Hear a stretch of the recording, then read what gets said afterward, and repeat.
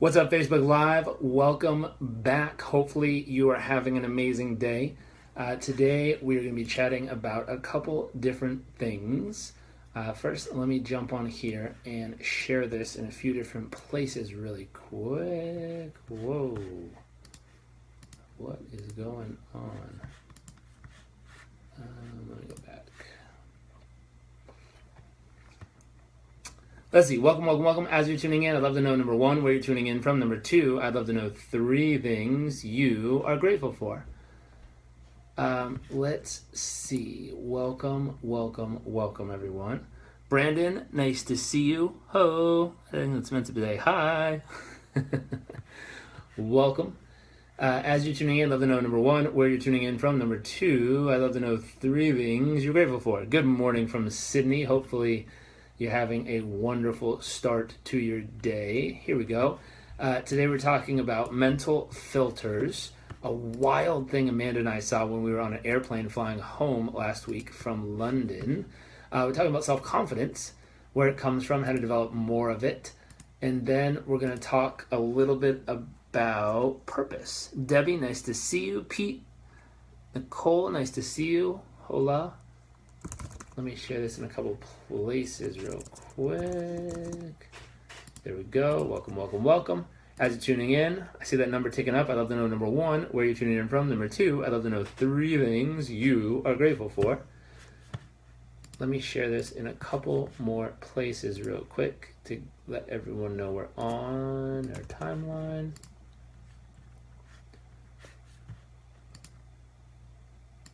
Let's see, one more place and we will get started. So as you're tuning in, love to know, number one, where you're tuning in from. Number two, I'd love to know 3 things you are grateful for.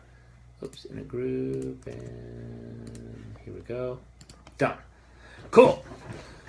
Let's see, who do we have here? Brandon from Virginia, grateful for your family. Awesome. Nicole, hola, what's up? Debbie from North Carolina, welcome, or South Carolina, welcome.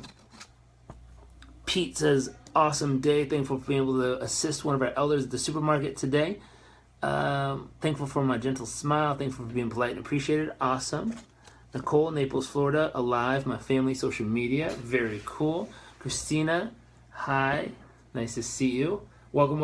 As you're tuning in, I see that number ticking up. I'd love to know, number one, where you're tuning in from. Number two, I'd love to know 3 things you are grateful for. Yuri, hello from Mexico City. Hola. I'm very excited. As you can see, we have a copy of Vevlo right over there, right next to Live It. Our book is published in Spanish now. Ali, shout out from Dubai. What's up, bro? Welcome. Sivan, New York City, subway train. Great topic. Oh, yeah. So as we're getting started here, let's start off. Stuart. Yes, sir. Upcoming trip to Florida. Welcome to the Sunshine State and Date with Destiny down here. Hopefully you will have an amazing time. So as you're tuning in, love to know, number one, where you're tuning in from. Number two, 3 things you are grateful for. Let's see. So tonight, let's get started. And, number's still ticking up. Welcome. So let's start off with mental filters. Amanda and I were on a plane flying back from London, and we saw something that was spectacular. I think it was called brain tricks. I'll have to figure out what it was. Basically, it was a TV show that was talking about how our brains and our eyes almost create illusions in the world around us. And so it gave us this task where it put a little black dot specifically on the screen in the middle, and it said, stare at this dot. Stare at the dot, stare at the dot, stare at the dot. And so we're sitting there staring directly at the dot the whole time, trying not to lose focus. And it says, now watch how this image magically changes colors. And so what was interesting, in the background of the image, it had like a light bluish gray tint to it. And it was like, interesting. So we're staring at it, and then all of a sudden, they switch the image, and it's like this bright colored image. And then all of a sudden, he says, now take your eyes off the dot. So you back up and look at the whole image and realize it's a gray image. And I was like, wow, that's tricky. I wonder if they changed the colors or something like that on the screen. And so what was wild was they didn't change the colors. What had happened was, if I remember correctly, they had one type of like blue-gray color that's a very common color. So as it was sending that blue-gray into our eyes as we were staring at the dot, what was happening was it was overflowing a certain receptor we have in our brain with that color. And so what happened was that one got so filled up that when they took it away and showed us just a gray screen, our brain automatically placed all the other colors onto the picture that was there without them actually being there. It was wild. And so it said, let's try it again. So it shows us this image, and it shows us this big bowl of fruit. And it says, how many colors can you count? And I looked at it, I'm like, well, yellow bananas and red apples and green this and orange that. And then it says, actually, back up a little and shake your head, now look. And it was like black and white. How the heck are they doing this? And they said, actuality, most things we see in the world around us, most things we see, the colors are what we project onto them instead of what they actually are. Because technically it was saying, I'm sure you've heard this before, but technically whatever color you're saying, like this black right here is every other color except for black. And that's the reflection that it won't give off. The gray is every other color except for gray. I'm trying to think of other colors. This blue or this orange or pink or yellow over here is everything except for that color. Because what's happening is as the light hits it, all the other colors, the one color it is soaks in, and all the other colors, wait a second, the opposite. All the other colors soak into it, and the one color it is the only color that reflects back off of it.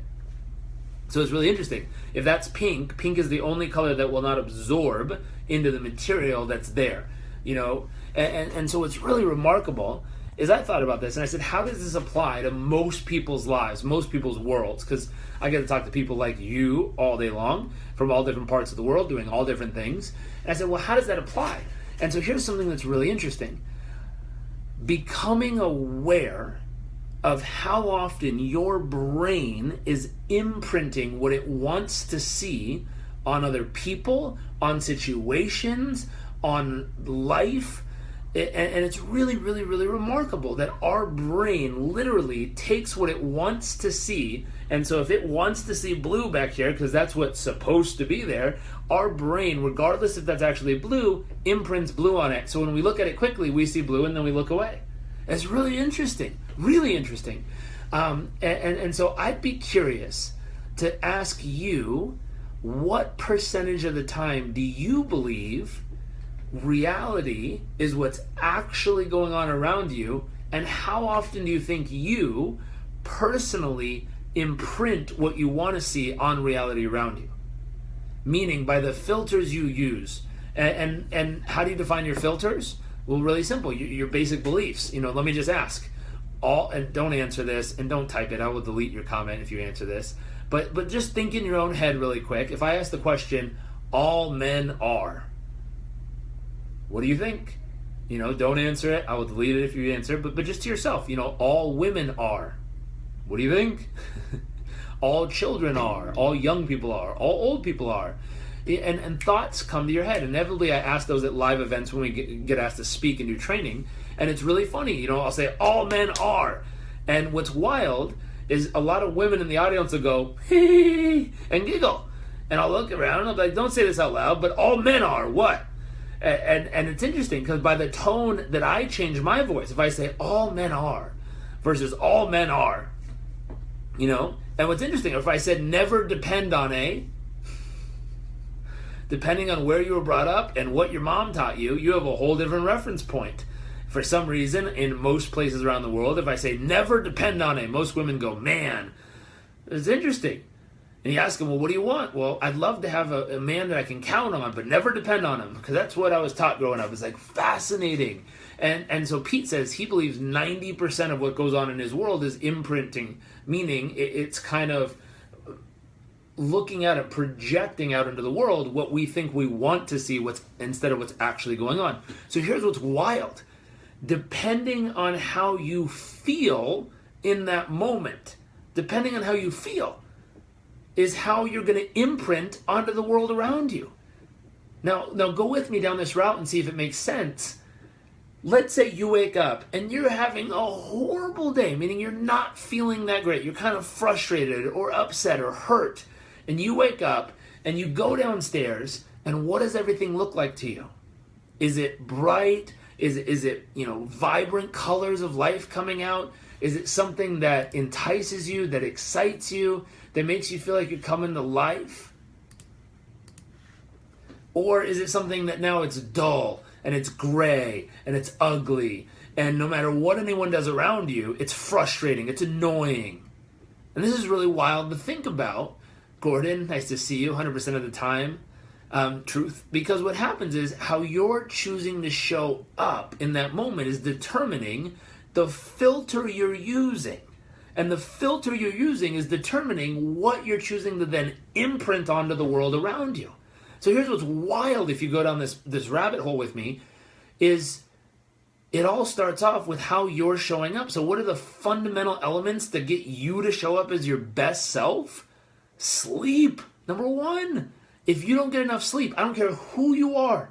If I take you and only give you 3 hours of sleep for multiple nights in a row, or 2 hours, after 3 days of getting 2 hours or less, it's the equivalent of getting 0 sleep for 48 hours, and that's the equivalent of mentally and cognitively in your performance being drunk.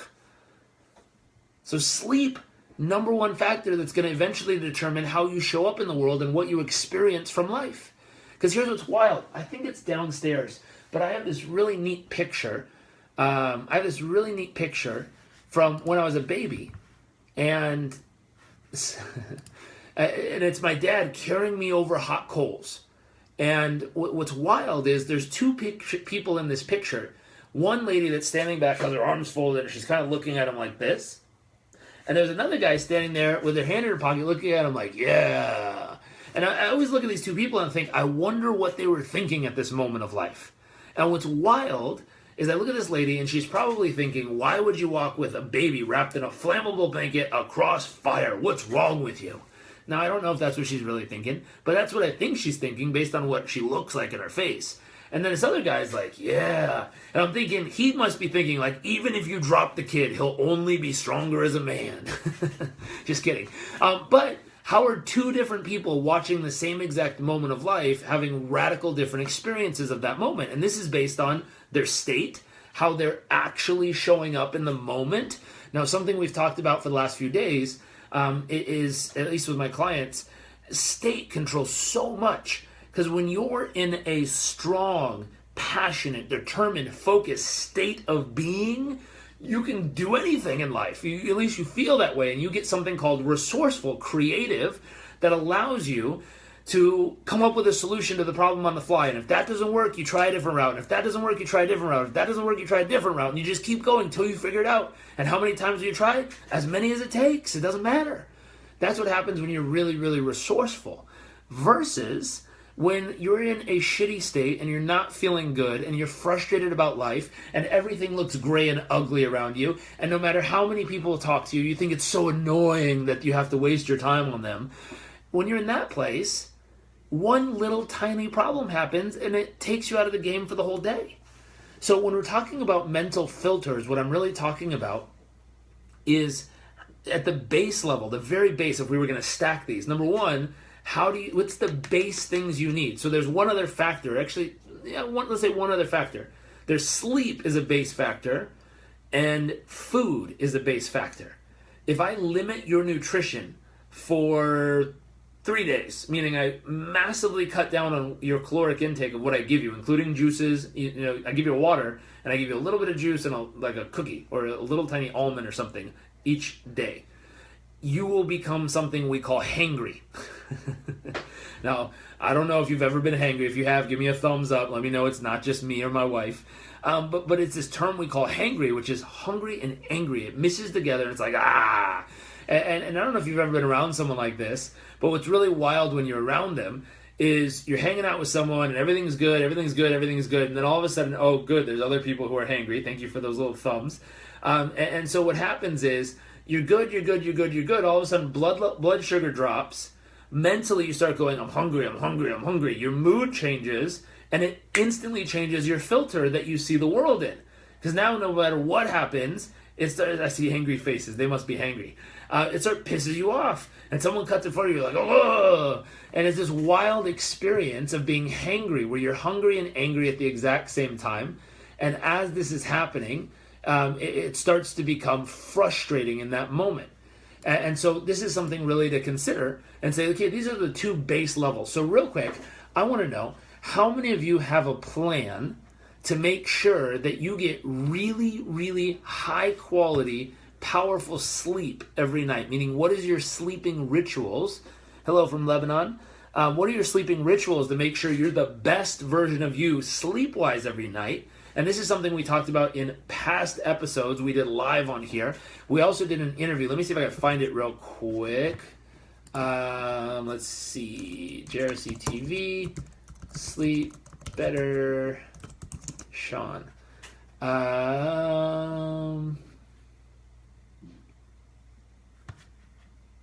Here you go. I think this is the blog we did on it. I'll share with you. Money versus passion. That's a good blog. What do you do when people drag you down? Hold on one second. I'm trying to find. Oh, here you go. I found it. So, Nicole, nice to see you. You have a solid sleep hygiene ritual. So what are some of the factors? Jennifer, nice to see you. Nicole, what are some of the factors you have that help you get the highest quality sleep possible? What are some of the key factors that go into your sleep routine? And this is for everybody. If you're watching right now, I'd love to know, what are some of the key factors that go into your sleep routine? I just shared a blog. It's called Sacrifice This Now and You'll Pay for It Later. So this is a blog we did where we interviewed a gentleman named Sean Stevenson, and he gives us amazing insights around sleep. He wrote a whole book called Sleep Smarter. I don't know where it is. It should be somewhere right here. Sleep Smarter, and it's an awesome tool. Let's see. So Nicole says, use blue light, excluding app on my phone. Very cool. I just use these bad boys. Boom. Block out that blue light. Take a shower in the dark. Interesting. Why in the dark? Seems like it could be dangerous.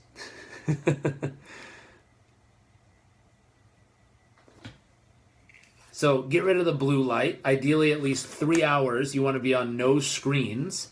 Listen to your audiobook. Awesome. I have crystals close by my bed, and I also say a prayer that calms me down, which I've said since I was a child. Wonderful. What else is in your sleep routine to make sure you absolutely get the highest quality of sleep all the time? For those of you watching, I see there's a lot more of you watching than talking. So what else goes into your sleep routine? I'll give you some things we like to do. We like to laugh before bed, kick off some endorphins. Is live. George? I believe it is live. Nicole, helps to shut down my body, lets my body know it's time to transition to sleep. Absolutely. Chamomile lavender tea, wonderful. Nutraceuticals, awesome.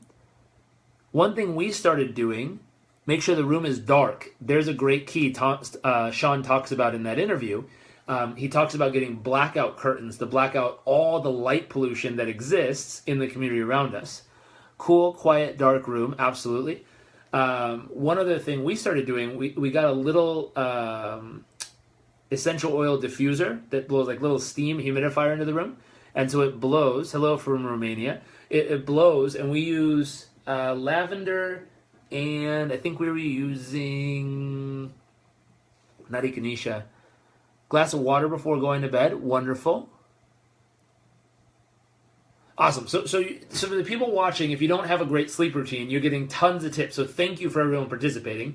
You're getting tons of tips of great things you can do before bed to quiet your nervous system, relax your body. If you watch yesterday's live show that was on how to avoid overwhelm and create mental clarity and focus, journaling, we talked about how to journal and multiple ways you can journal.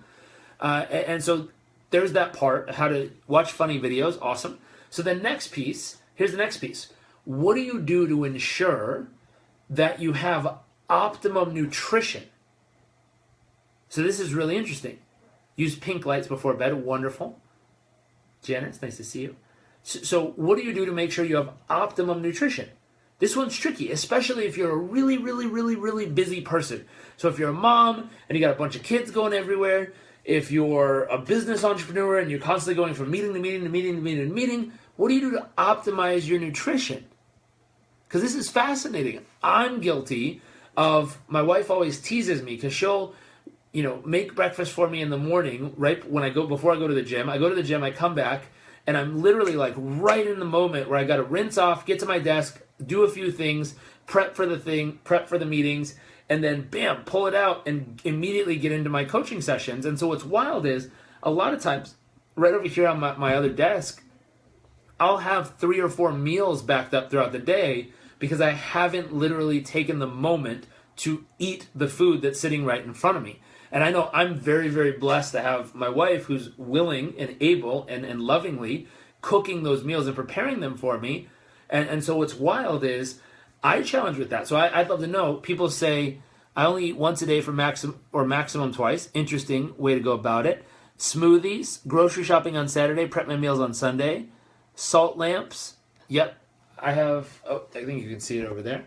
We keep salt lamps all over our house to keep the negative ions flowing. It's very useful. We also have diffusers all over the house, putting off great scents and aromatherapy for us. So other things, what else do you do? So smoothies, grocery shop on Saturdays, prep meals on Sundays.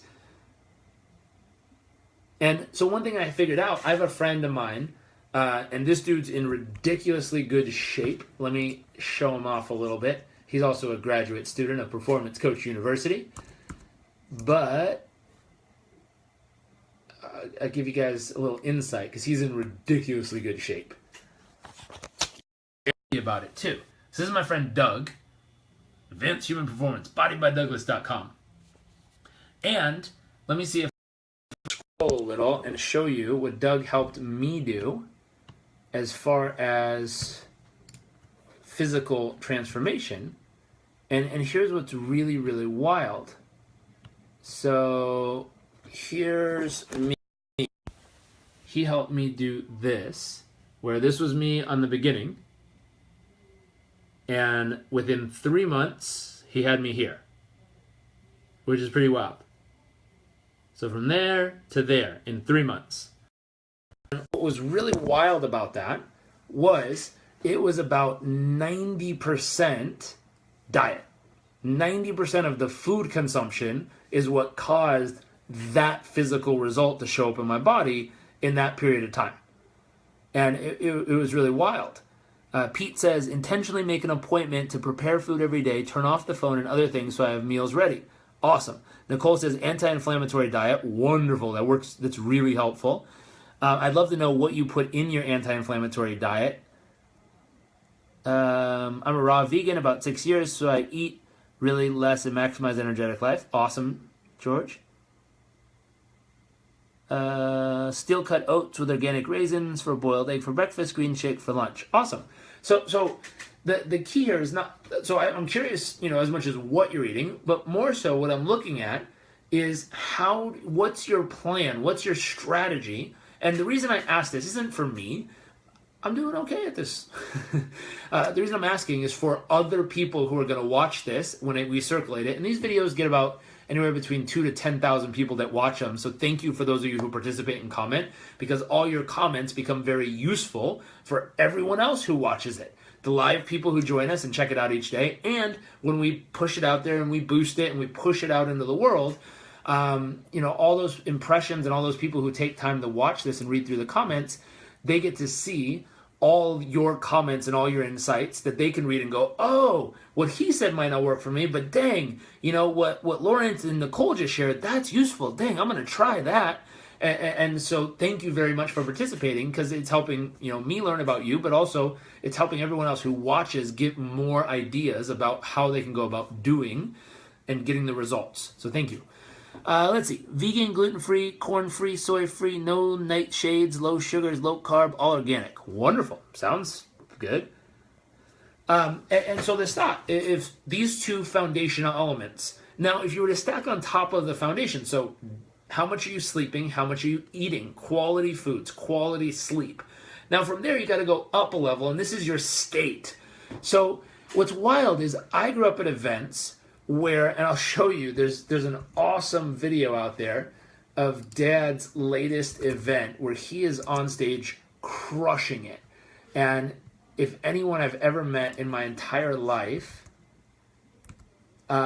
is a boss at getting on stage and absolutely crushing it as far as events go, Dad absolutely owns it. There's no one on earth that comes quite close to what he does. So let me show you. So this is Dad coming on stage. Now watch what happens to the room.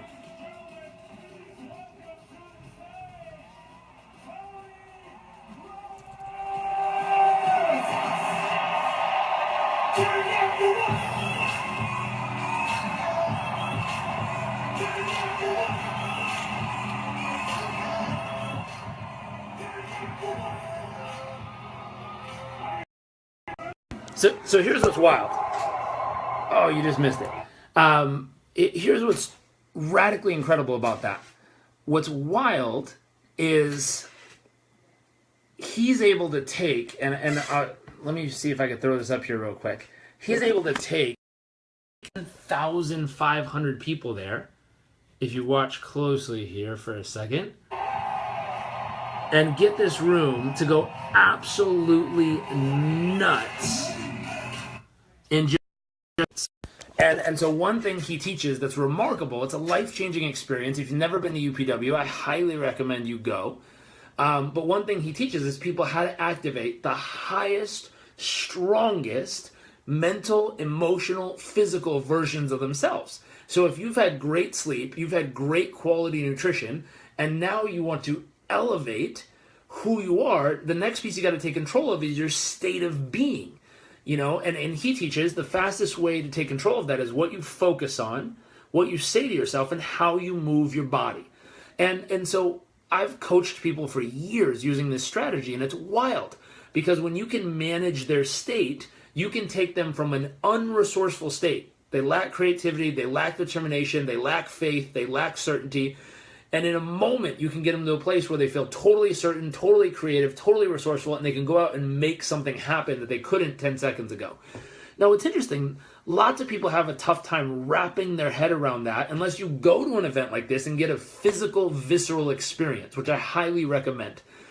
And if you've never been, go. He's the best in the world at what he does. There's no other event on earth that even comes close to what they have to offer for the value. It's ridiculous. So go check that out. And what's wild is to get people to understand that many times is a little difficult because it's hard to explain. Like if you've ever gone to a live championship game in any sports competition, it's hard to explain what the energy of this stadium feels like in that moment. It's difficult unless you're there to really experience it.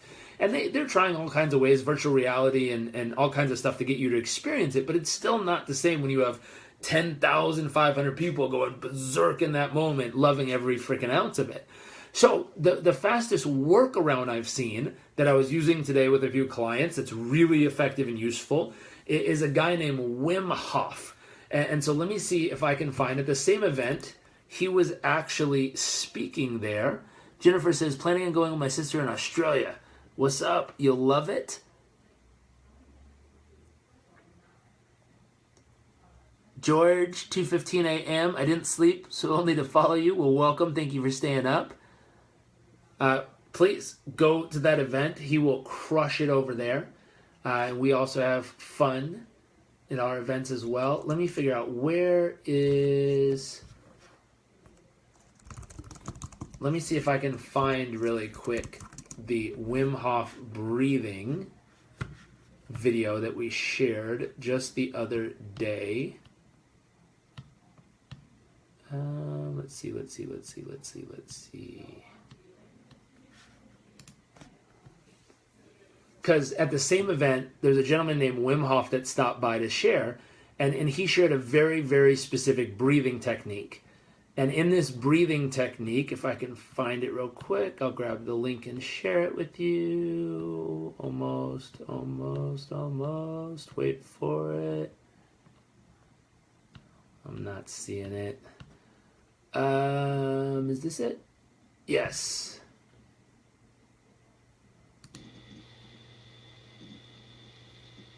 Let me see if I can get a link for this. Yes. Okay, here you go. This should work. I'll throw a link in the comment section. And so this specific type of breathing is remarkable for helping you activate that peak state by just controlling your breath. And it's really freaking easy. It's 30 breaths of 30 breaths like that. And then at the end, you let all the air out, and then you just hold it out. And what's wild is you just hold it for 60 seconds the first time, 90 seconds the second time, and 2 minutes the third time. And what happens is as you do that, it shoots adrenaline off into your body and lowers the cortisol stress levels at the same time. And what's remarkable about that is that's what getting in a peak state does at those seminars. Because what's happening is at the seminars, you jump and you scream and you dance, you do all this stuff, so adrenaline starts shooting off in your body. You're feeling all these strong emotions, testosterone, adrenaline goes. Then you're hugging people, you're high-fiving people, so a lot of oxytocin kicks off in your blood too, which balances out the stress, yet gives you this high-performance energy at the same time. Beautiful part, this guy named Wim Hof figured out how to do it through breathing. And it only takes 3 minutes or probably about 5 minutes at a time, and it lasts for about 5 hours of effect on your body every so often. And let's see, I was in Hong Kong and I found it amazing in the morning, older people walking with their energy. So cool. Absolutely. So other countries get this many times, but in the US, so many people are so busy to get to work and busy to get to their meetings and busy to get to school and busy to get everywhere else, we fail to do this kind of stuff. If you ever go live in Asia and different places, you see people doing Tai Chi first thing in the morning and moving energy and grounding themselves and becoming alive prior to taking on the day. It's really wild. And so this is a great workaround. When you go base level, nutrition, sleep, or sleep nutrition, from there, state. So you could go to the event, learn how to take massive control of your physiology. Also, you can learn Wim Hof breathing, which can instantly help you to get into that elevated peak state by kicking off adrenaline, lowering cortisol and stress at the same time to activate the best of who you are. And then from there, the next step, the higher level stuff, we'll talk about tomorrow. But the next piece is where you start to go to, self-confidence. You start to go to finding purpose. And these are things that are higher up on the level of consciousness here. And so what's really important, psychology I think is more important than food in my opinion. Sure. Well, if I take away food for long periods of time from you, it starts to test your psychology. Now I realize you need psychology in order to get through it. At the same time, for most people, an average person who has not been trained heavily in psychology, in performance, in how to take control of their state, for most people, if you take away food, you'll get a really shitty version of them real fast. And so what I'm saying, George, isn't that it's not important. I'm saying for most people, you need that base level of nutrition and the base level of sleep to then elevate to psychology and emotional state. An emotional state determines your psychology very quickly. It's the fastest way to tap into your psychology is your emotional state. Then from there we get into beliefs, values, rules, self-actualization, wanting to be happy, wanting to be fulfilled, self-confidence, all these other emotional aspects and mental aspects. And if you put them in that order, it's really interesting how it stacks up. And so when you get to these higher places, if you have those pieces in place, you learn. And so I'd ask you, what are other ways you go about getting into a really strong, powerful, resourceful, creative, determined state of mind, state of being? So I give you, learning how to change your state like they talk about at UPW. We also talked about Wim Hof breathing as another way to activate that version of who you are. But what other ways do you go about activating the best, strongest, most resilient, focused, determined version of who you are? And what I found is lots of people have a hard time articulating how they do it. They go, I don't know, I just wake up and think good thoughts and work hard. It's like, okay, great. Well, we'll see if you could break it down into some steps for me so that if someone else was watching, you were trying to share this with.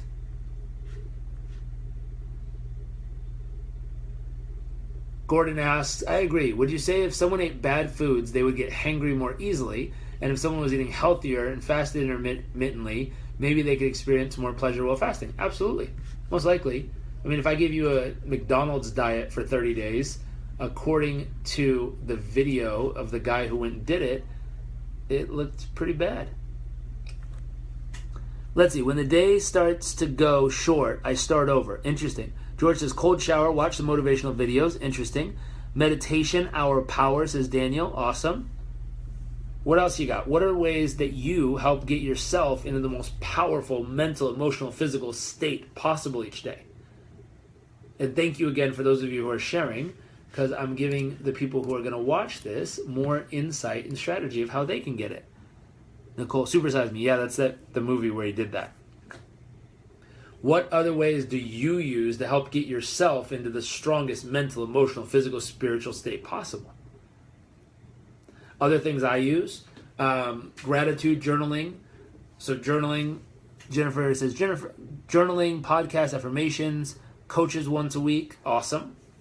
So cold shower, working out, lifting weights. Always, George says, always thinking to help others is a great way to get there. Janice says, power talk. So listen to my dad's stuff. It's awesome. So I found things that involve activating your body at the highest level, activating your mind at the highest level, tend to wake us up. And things that involve something more than just us, a cause bigger than ourselves, tend to ignite us. Because I've been in places, George says, pray, absolutely. So faith, that element of faith or spiritual connection there, it's really important. So these are great. Thank you for sharing these. Now finally, as we inch up this pyramid, so we've gotten sleep, we've gotten nutrition, we've gotten state management. Now as we're bumping up, Alex Chaffin has great stuff on this I've been doing. Awesome. Very cool. So as we keep bumping up, now we get to self-confidence. Where does self-confidence come from? How does someone grow to have more confidence in themselves? From my experience, it's from having experience of going out and doing something. You know, if I asked you 0 to 10, how confident are you at playing rugby? Now, some of you will say 10. Well, where does that confidence come from? I'm a great athlete. Perfect. How do you know that? Well, I've played other sports. Oh, so you have tangible experience doing something similar to it. Therefore, you have confidence in doing it. Well, what if I said to that person, okay, great. How confident are you at starting a financial management firm? They might go, oh, I don't know. I've never done that stuff before. Oh, so you're lacking confidence because you've never done it before. I'm seeing an interesting correlation in the comments. So I'm curious, where do you get your self-confidence from? And the reason I'm asking is because lots of young guys and gals watch these. And so I'd be really curious how you developed your self-confidence. A couple little videos ago, I talked about how I got a lot of my self-confidence in life and experience by going through my own transitional ritual of kind of transitioning from a boy to a man. George says gets it from practice. Motor skills, got to break it down. So breaking it down to the simple little tasks and using those skills to build the confidence by doing it again and again and again and again and again. And so what's wild is what I'm seeing, there's a pattern in young people that say they want instant confidence, but they don't want to practice because that's a waste of time. They just want to feel confident. They want to feel certain that they can do it. How do you get that? From my past experience, and I put myself in a situation where I was uncomfortable. Awesome. George says from results. Andy, nice to see you, sir. So this is really important. So what's wild is to take this formula we used so far from great nutrition, great sleep, great nutrition, learning how to put ourselves in a really strong, powerful state. From there, building self-confidence by trying something new we've never done, going and doing stuff, breaking it down, learning from past mistakes, going out and attempting things that allow us to grow. Now, if you're hearing a little formula here for success, what I would love to challenge you to do is use this concept to go out and conquer whatever place in life you're currently challenged with, or you're currently thinking, I wish I could be doing better in this area of my life. I wish I could be achieving more in this category. I wish I could be accomplishing more in this category, whatever that is for you. And so what's interesting, Remy, in order to have high emotional state and more confidence, I always read and listen to stuff written by your dad and many others, writers like Napoleon Hill, Robin Sharma, Paulo Coelho. Awesome. So you source some confidence from their experience that allows you to feel really confident because of how much confidence they have in the process. Wonderful. So what I'd love you to do is use this video as a little outline or challenge to yourself. And the way you use it is really simple. Think back to each one of these topics, and I want you to personally set up your own plan to go challenge yourself in the next 48 hours to go somewhere mentally, emotionally, physically, spiritually, financially, business-wise, that you've never been before, or that you haven't been there in a very long time. Meaning, go somewhere in the space of existence, in a place that you haven't been, and build confidence in that area of your life. And so what's wild is, take exactly what we said. Get lots of sleep so you feel totally energized. Get great nutrition that day. Put yourself into the strongest mental, emotional, physical state possible. And then literally go put yourself into the situation and figure out what it takes as the best version of you to make it work out in your favor. Now I'll give you one more piece because we talked about finding purpose. So if you want to know how to add more purpose to the situation, do this focused on an area of life that's not just about you. Meaning, tons of sleep, great nutrition, powerful positive state, a place you've never been specifically to serve another human being. And when you piece this together, your mental and emotional filters are the best they could ever be.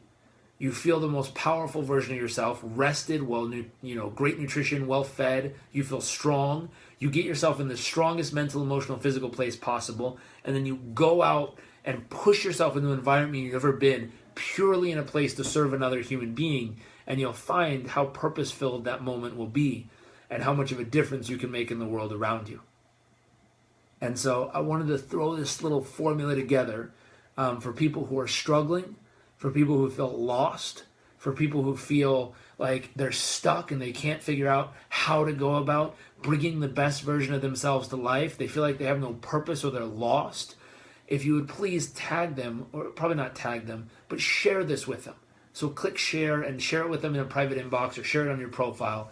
And hopefully this little formula right here can give those people who feel like they're really stuck in this moment a way to get momentum on their side. Because if they go home tonight, they get lots of sleep. They wake up, they have great food and great breakfast, great lunch, great dinner. Not only that, throughout the day, they activate the strongest version of themselves just through breathing techniques. They get themselves into a high performance state, high adrenaline, low cortisol. They're activating their mind. They get themselves pumped up. They say, I'm going to go do something I've never done before, specifically to serve others and see what positive difference I can make in the world. You'll watch this person who's stuck in seemingly a black hole of their mind and emotions come out, realize how powerful they are in the world, realize what difference they can make in the lives around them, and you'll see them start to flourish as a human being almost instantly. So if you know someone who's struggling, if you know someone who's in a tough place right now, share this with them and have them watch it and hold them accountable, challenge them, coach them, and nudge them to actually do all the parts we just talked about, to give them an opportunity to build some self-confidence, find some purpose beyond themselves in the world, and activate the strongest mental, emotional, physical, spiritual side of who they are to bring themselves to life and give them an opportunity to show that they're needed on this planet and they really can make a difference if they show up. So that's my chat for the night. Hopefully it's useful. I'll be on tomorrow, probably in the afternoon instead of the evening. For those of you in Tampa, we're doing a basket brigade kind of hodgepodge of activities tomorrow. On my Facebook page, there's a video of two beautiful young ladies. My wife is there, and they're talking about where you can drop off or donate goods. I think we're going to help 40 families here locally as a little group, and then we're going to have some fun. So have a great night. Pass this on to people who need it. Use it yourself if you want, but pass it on to those who need it most, and I'll see you all tomorrow. Bye.